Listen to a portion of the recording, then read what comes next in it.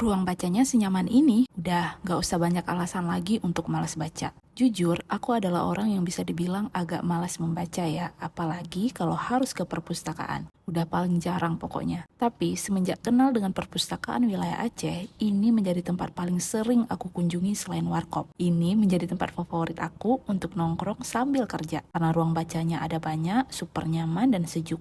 Koleksi buku juga udah pasti komplit dan bisa dengan mudah kita pinjam. Yuk kita lihat betapa nyamannya perpustakaan ini.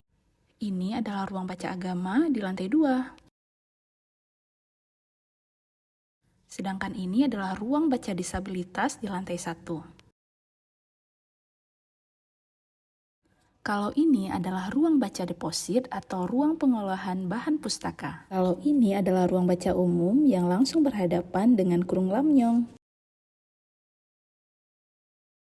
Kalau ini adalah ruang baca anak